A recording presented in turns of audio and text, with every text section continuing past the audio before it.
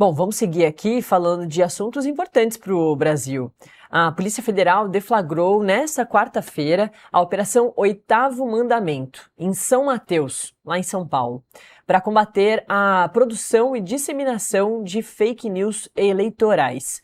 Segundo divulgou a coluna Mirelle Pinheiro, a ação teve como alvo indivíduos suspeitos de manipular informações com o objetivo de influenciar a escolha de eleitores durante o período eleitoral. Foram cumpridos 4 mandados de busca e apreensão expedidos pela Justiça Eleitoral.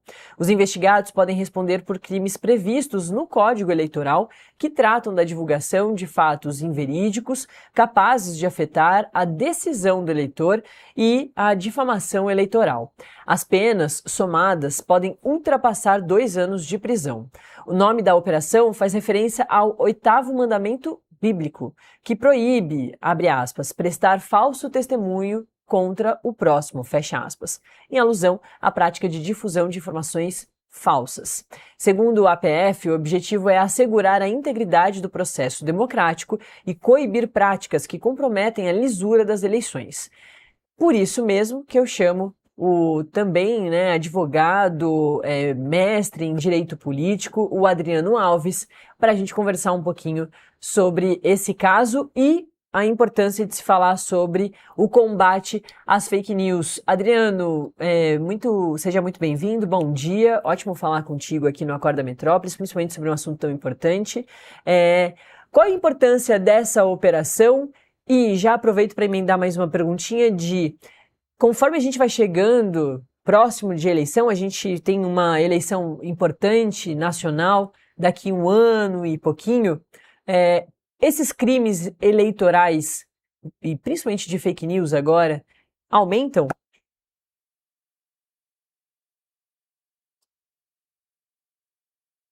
Aos telespectadores aqui, internautas da Metrópole, é um grande prazer estar com vocês. Bem, respondendo a sua última pergunta, lógico, conforme vai chegando próximo às eleições, principalmente nas eleições de 2016, 2018 para cá, a desinformação, as fake news e a desinformação vem se tornando a maior problemática, e eu digo não para as eleições somente, para a democracia como um todo. A pena ali, chegando a 2 anos, pode ser aumentada a 1/3 ali, mas dificilmente uma pena simplesmente por divulgação de fatos inverídicos na propaganda eleitoral, dificilmente vai ter uma pena de prisão efetivamente, uma pena de reclusão no regime fechado. Mas o Código Eleitoral também dispõe a questão do abuso do poder econômico e de autoridade, que pode levar à cassação do mandato de eventuais parlamentares ou até mesmo algum chefe de executivo que financie esse sistema de fake news. Foi muito debatido isso tudo, vem sendo alvo de pesquisas acadêmicas, se tornou o maior desafio da justiça eleitoral para os próximos anos, Na verdade, já se tornou faz um tempo, e é uma prática que faz mal à própria democracia, à estrutura do Estado, Das fake news, imagino que para que sejam bem-sucedidas, é necessária uma rede, a criação de uma rede, porque não é só inventar uma história e jogar ali numa conversa de amigos. Se utiliza, as milícias digitais, então o disparamento de mensagens por diversas redes sociais, mas precisa de uma rede. Essa operação que a Polícia Federal fez, deflagrou nessa quarta-feira, fala um pouquinho sobre essa rede. Eu queria que você também nos trouxesse, nessa visão de especialista, do que se trata essa rede, quais são os pontos aí dessa rede que são importantes, e também um pouquinho mais sobre outros crimes eleitorais que a gente precisa sempre ficar muito atento principalmente agora nessa aproximação de uma eleição tão grande para presidência, governadores, senadores, deputados federais, enfim, para a escolha, né, de novos parlamentares e gente do executivo também daqui a um ano. Sim, sim. Nós temos ali o crime do artigo 326A, que ele fala da questão de fazer a produção de desinformação, né? Mas ali direto no sistema da administração pública. Por exemplo, se fazer um boletim de ocorrência falso e dar veracidade a isso, dar divulgação a isso, né? Um processo administrativo falso, criar situações que você sabe que é falsa, mas você criar a situação com o fim de levar a desinformação.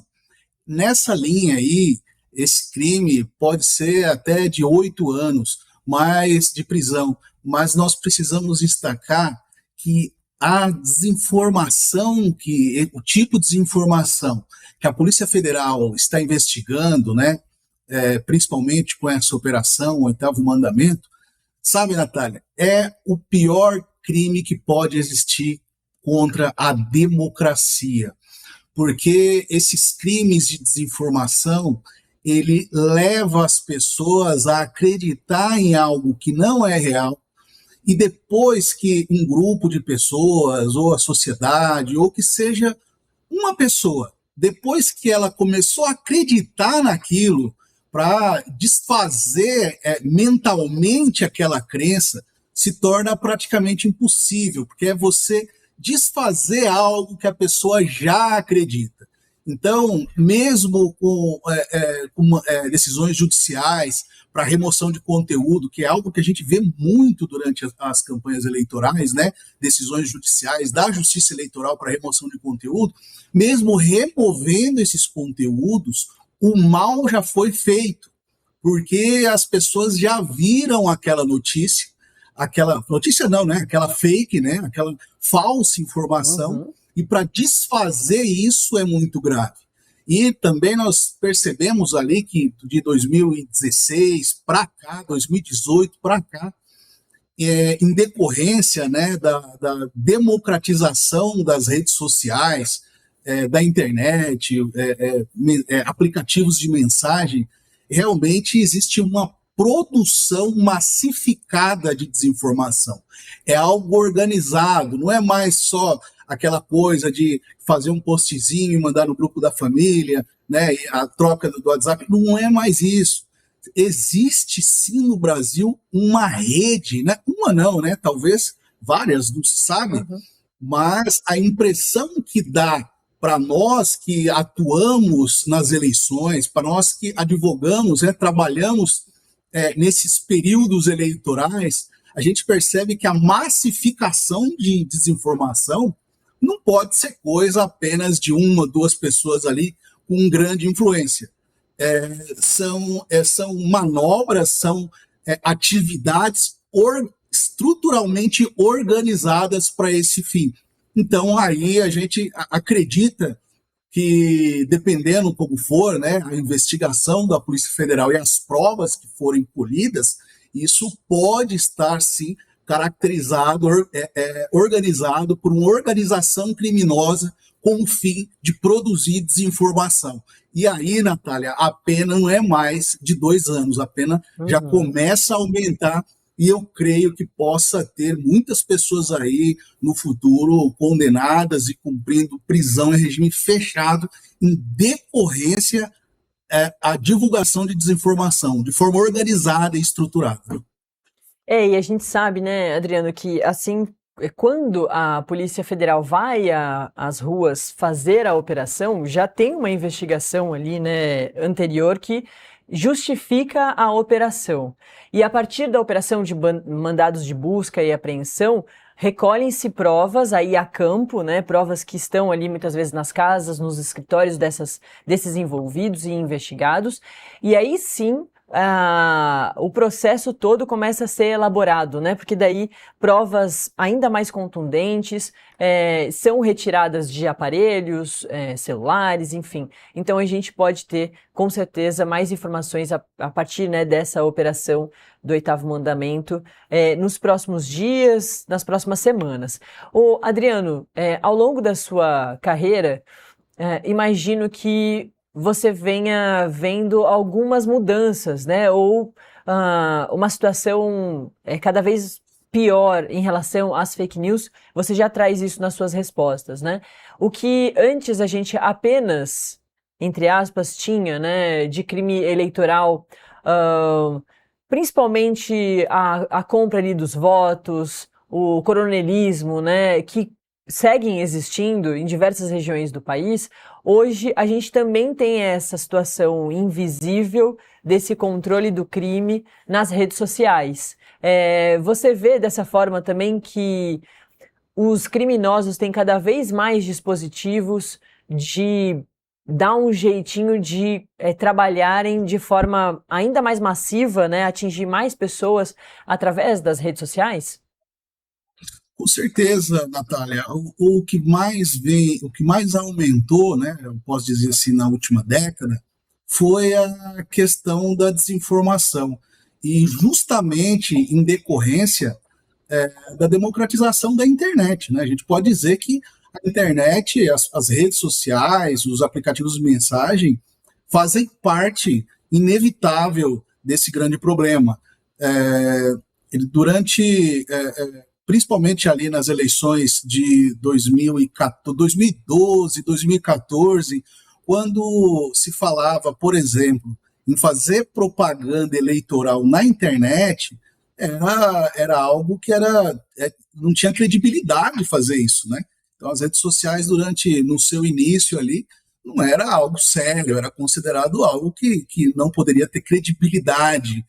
Então, as próprias pessoas ali que trabalham com propaganda eleitoral, com marketing digital, quando falávamos das questões da internet e na propaganda eleitoral, eles diziam que seria impossível, isso nunca aconteceria. E há poucos anos depois, isso se tornou uma grande realidade e existe sim uma espécie, né, de organização ou mais de uma organização devidamente estruturada para mudar a opinião popular, para levar fatos, né, distorcidos. Isso que é importante dizer, que fake news para a gente inicialmente é o que é mentira, né? É tudo aquilo que é mentira. Mas a questão não é bem o que é mentira, é a distorção dos fatos, né? Um objetivo próprio ali de prejudicar alguém ou beneficiar outro, geralmente para prejudicar alguém. E como eu disse antes também, essa massificação de desinformação durante um certo tempo nas redes sociais, isso transforma, é aquele ditado, né? Uma verdade, uma mentira, uma inverdade dita várias e várias vezes acaba se tornando uma grande realidade. E isso veio aumentando muito desde dos Estados Unidos e veio espalhando para todo lado. Infelizmente, isso hoje no Brasil é uma triste realidade e, como eu já afirmei agora há pouco, já é o grande inimigo da democracia, o grande inimigo da justiça eleitoral e da advocacia eleitoral também, dos acadêmicos, questão de estudo, essa situação da desinformação voltada para manipulação de informações políticas eleitorais. Adriano, acho que não tem como a gente não relembrar condenações recentes agora que tem a ver, né, com o uso da desinformação para se justificar medidas de exceção. Lá na denúncia da Procuradoria-Geral da República da ação 2668, que se trata da trama golpista, o Procurador-Geral da República, o Paulo Gonet, até na apresentação ali da sustentação dele, no comecinho do julgamento do ex-presidente Jair Bolsonaro, há 3 semanas, ele dizia que o esquema principalmente do núcleo 1, que era o núcleo que tinha o ex-presidente Jair Bolsonaro, ele, inclusive, colocado ali como líder desse grupo das cabeças pensantes da trama golpista, o Paulo Gonet dizia que Jair Bolsonaro e os seus 7 aliados tinham um método muito claro de gerar desinformação com as milícias digitais, usando as redes sociais para divulgar informações erradas, criadas, sem nenhum embasamento histórico, jornalístico, de apuração, para criar essa desinformação. Aí depois o segundo momento, né, eu esqueci a expressão que ele usa, mas é como se fosse o desespero da sociedade, né? Então a sociedade fica ali... Pânico. O pânico, exato.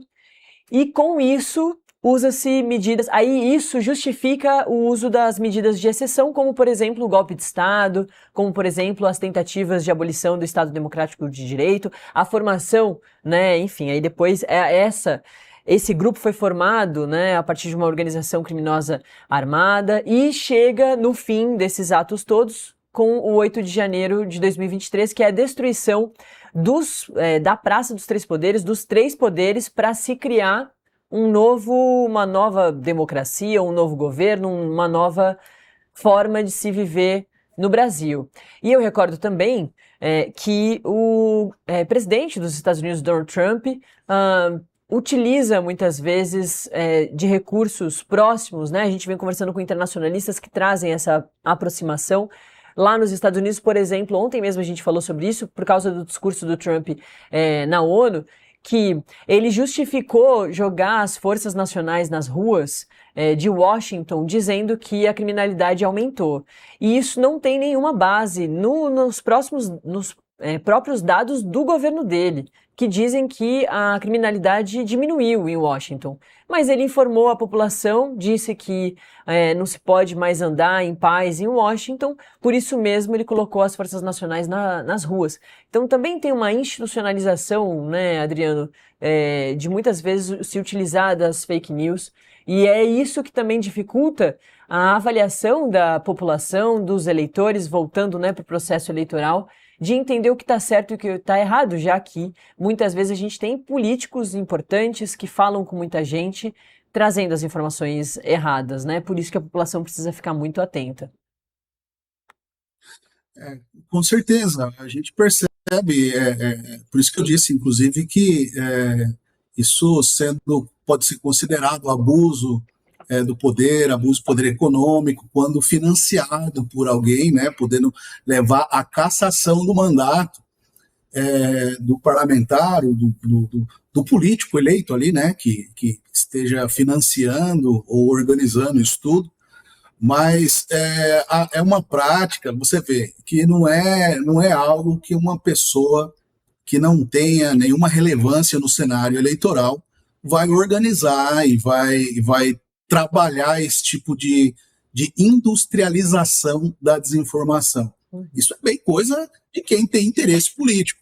E daí a gente sabe, a gente percebe nas últimas eleições ali, por exemplo, né, nas eleições dos Estados Unidos, isso aconteceu. No Brasil, isso vem acontecendo. E daí quando a gente para estudar esse fenômeno, né, que é a industrialização da desinformação política, a gente para estudar isso, a gente vai remontar lá Joseph Goebbels, na Alemanha, né, na época de 45, na guerra aí contra o nazismo. Ele era o ministro da comunicação, algo do tipo lá, né, de Hitler, e foi um principal organizador da industrialização da desinformação. Então, até mesmo a Polônia, nessa época, na Segunda Guerra, foi invadida com uma fake news, né? Juntaram lá pessoas, soldados alemães mortos, pegaram soldados poloneses lá, colocaram roupas de soldados alemães e falaram que estavam matando os alemães, por isso iriam invadir a Polônia. E, na verdade, aquilo não se passou de uma grande mentira. Isso é uma espécie de desinformação política que leva as pessoas a erro. A nação alemã, na época, foi levada a erro e apoiava a invasão na Polônia. E isso numa época em que a rede social ali era as palavras das pessoas, né? Algum panfleto, pode ser que até algum meio de comunicação, à época lá atrás, né?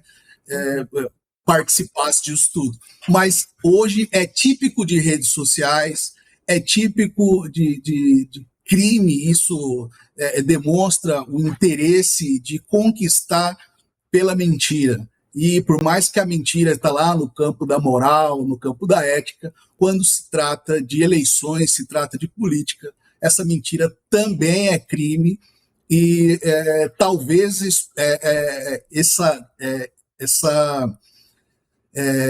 esse trabalho de desinformação, esse trabalho de industrialização de desinformação, talvez venha a ter penas bem mais severas nos próximos anos ali, né? Inclusive com a possibilidade do novo Código Eleitoral, isso também está sendo debatido naquele documento. Perfeito. Eu conversei com o mestre em Direito Político, Adriano Alves, sobre essa operação, né? O nosso gancho foi esse, da operação que a Polícia Federal deflagrou ontem, começou a deflagrar ontem, a operação Oitavo Mandamento, que já pegou, né, mais um grupo de fake news eleitorais, especificamente sobre eleição. E a gente volta a conversar, Adriano, em breve, porque certamente essa operação mesmo vai nos trazer ainda mais informações sobre esse caso e sobre outros. Valeu, viu? Um bom trabalho, até a próxima. Obrigado, é sempre um prazer estar com vocês. Bom dia. Bom dia. Bom, eu